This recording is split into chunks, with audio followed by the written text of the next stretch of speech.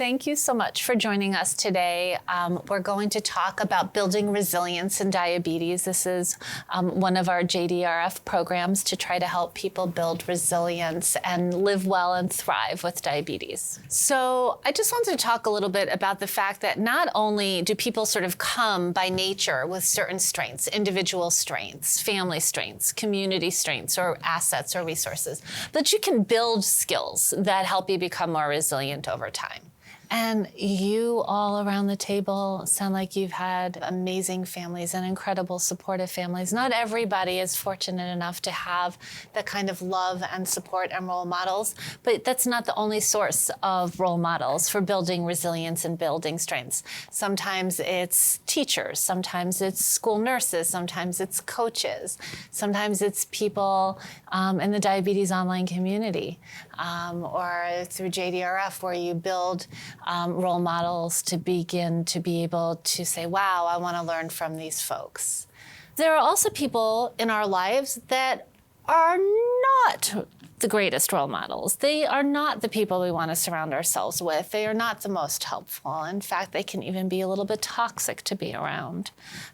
People that like exaggerate or are dramatic about things. People like, oh my God, I could never give myself a shot. Oh my God. And you're like, well, I think you would if you had to, right? Or people that will say things like, well, could you just check somewhere else and not in front of me. Mm-hmm. Those are not people that you want to really surround yourself with. People that don't support your dreams or believe in you. People that are just not partners, right? They're more self-absorbed and they're not there to help you thrive and grow, or bullies, or people that are just really just sort of negative all the time, right? And a lot of people say that some of the other sort of strategies for building resilience and building strength that help them, that they've learned from other people or sort of learned along the way, are things like, today was not a great day, but tomorrow's gonna be better. Or I'm gonna focus on what I need to do today, even if I don't like it, because this is gonna get me to my goal. Or things like, just listening to music, right? Or just being by yourself and playing your own music, but taking care of yourself in that way. Or taking a walk, or spending some time in prayer, or being with friends, or talking with parents or family members that get it, that are there for you, that are great listening ears, or just taking time to just sort of chill and meditate and be on your own, and giving yourself permission to have those times to take care of yourself helps maintain that source of strength and that resilience. And surrounding yourself with people that are positive, and feeling comfortable talking with your diabetes provider. How do you guys communicate to other people all of these incredible resources that you have, the strengths that you bring, and the resilience that you have? How do you let others know what you bring to the table?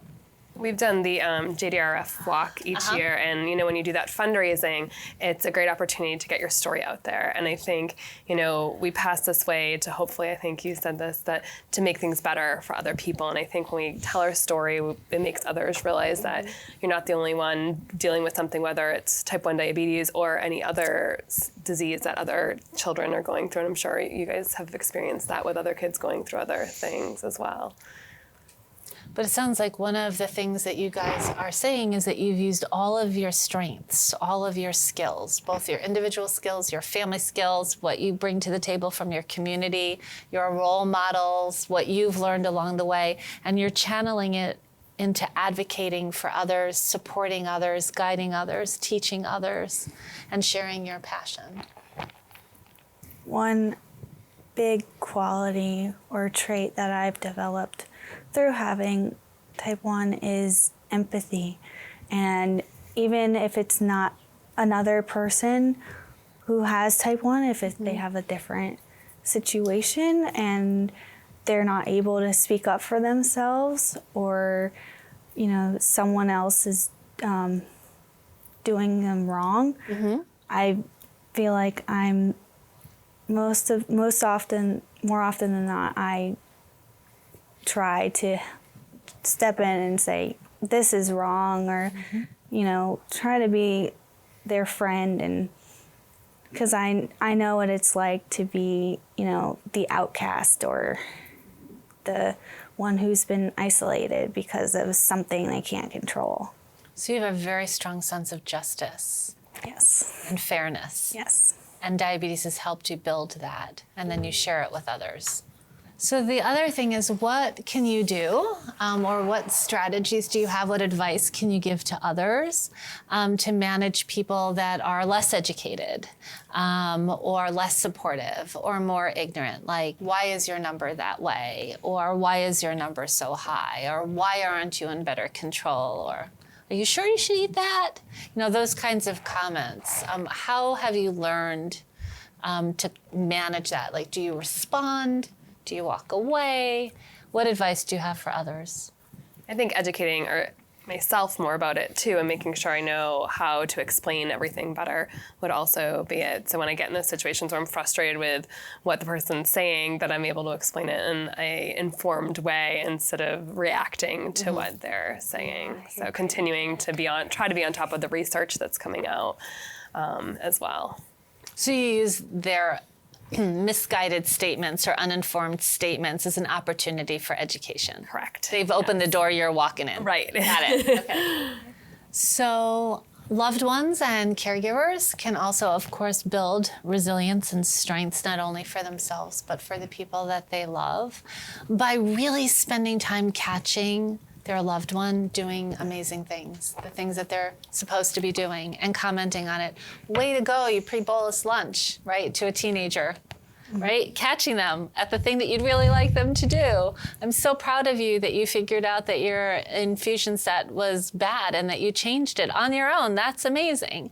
And I think that sometimes we're all so busy, we forget to compliment people and comment on and recognize the things that they do every day that they're doing well.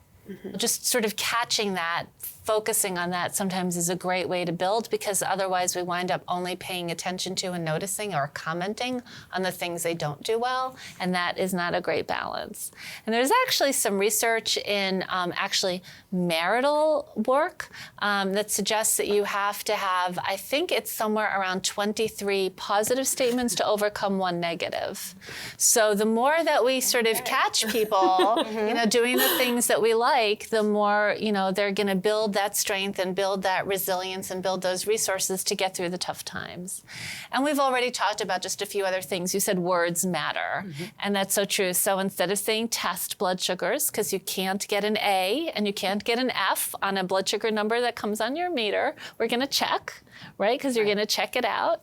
And talking about not good numbers or bad numbers, but are you in range? Have you achieved your target? And then instead of diabetes control, whatever that means, you know, talking about self-care behaviors or diabetes management. So just sort of paying attention to the words that come out of our mouths and guiding others, you know, in the words, in the language that they use sometimes as part of your education of others is really helpful. So today we've talked a lot about resilience and building strengths as part of the JDRF project to help encourage people to overcome struggles and do well and thrive with diabetes. And that's part of JDRF's mission, so that you have great emotional and behavioral and psychosocial outcomes, and also great metabolic outcomes as well. So thanks so much for joining me today. Thank you. Thank you. Thank you.